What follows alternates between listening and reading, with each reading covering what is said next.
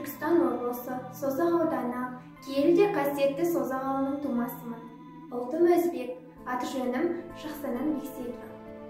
Абай тек қазақ халқының ғана емес, бүкіл шығыс халықтары әдебиеті мен мәдениетінің шамшырағы. Абай кестелі сол сөздің иесі, көркем әдебиеттің темір қазығы және өшпейтін мәңгілік жарық жұлдызы. Мен сіздерге Абай атамыздың «Қалың елім қазағым қайран жұртым» өлеңін ұсынбақпын.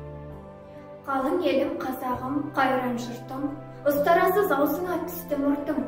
Жақсы менен жаманды айырмадың, бірі қан, бірі май боп енде көрдім.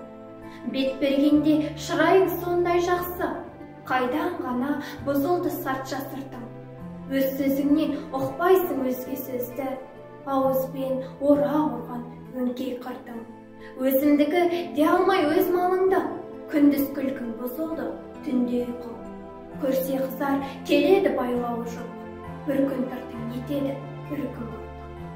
Бас-басына би болған өңкей қиқым, мінекей бұзған жоқ па елдің сиқын.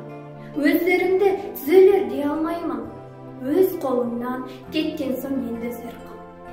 Ағайын жоқ нәрседен етер бұртың, оныңда алған жоқ па құдай құлқын. Бірлік жоқ, береке жоқ, шын пейіл жоқ, сыпырылды байлығым баққан жыл.